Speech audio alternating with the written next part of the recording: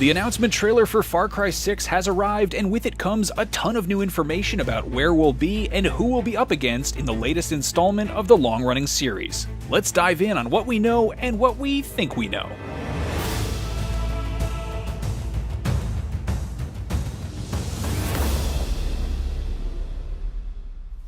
Far Cry 6 is set in the fictional island nation of Yara, which is having some difficulties currently. Protests and conflict in the streets between citizens resisting a dictatorial regime and that regime's militarized police rage outside the palatial home of El Presidente. Far Cry games tend to center on ideological conflict and revolution, so this is a perfect premise for a new game in the series.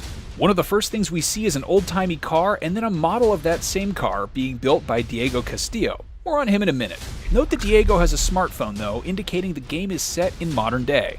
Yara has a frozen-in-time aspect to it, similar to how Cuba was under Castro. Perfect, but useless.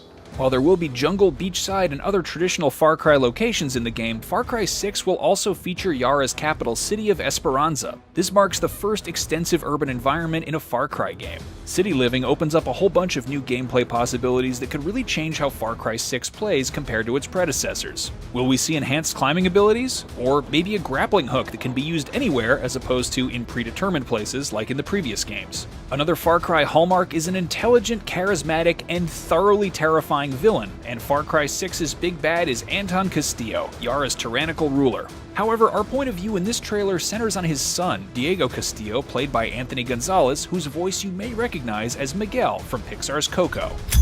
What are you doing?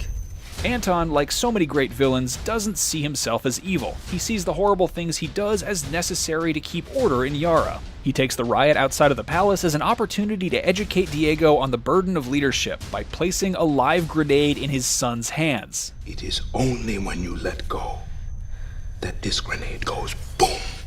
Anton and Diego are the first father and son villains in Far Cry, with all the generational tension that implies. Notice that we don't see Anton's face for a long time in the trailer, as Diego sees him as larger than life and maybe a distant figure. It's easy to speculate that they don't have a very close relationship, with Anton more interested in holding and exercising power than being a doting father.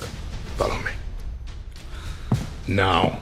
Anton's version of parenting appears to be preparing his son to wield power. Note that his dialogue indicates he intends to pass his title on to his son, which would suggest that the people don't have much say in their future leadership. I am El Presidente, which means that someday you will be El Presidente. When we finally do see Anton's face, yep, he's played by Giancarlo Esposito, best known as Gus Fring in Breaking Bad and more recently Moff Gideon in The Mandalorian.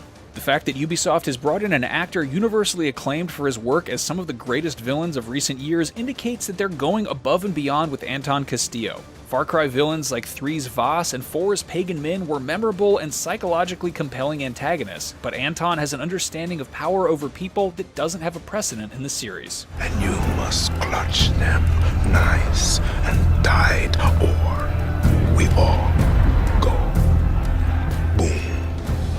As he coolly and fearlessly exposes himself and his son to potential danger, both in the form of Diego's grenade and in the form of the crowd that could throw or shoot things at them, we get a taste of what we'll be up against in the final game. Anton is in charge, or certainly believes himself to be. We have to wonder, when we step into the shoes of a local Yaran swept up in the chaos of revolution, who or what will we replace Anton with? And maybe the biggest question of all, what will Diego choose? We don't see what his final decision is with the live grenade. His fingers appear to loosen on it, but then we cut to black. Diego isn't his father, at least not yet. Will we be able to influence his choices, or will defeating Anton make Diego into an even bigger threat than his father ever was? Could Diego be an ally to the revolution if we play our cards right? Well, we can't wait to play Far Cry 6 and learn the answers for ourselves.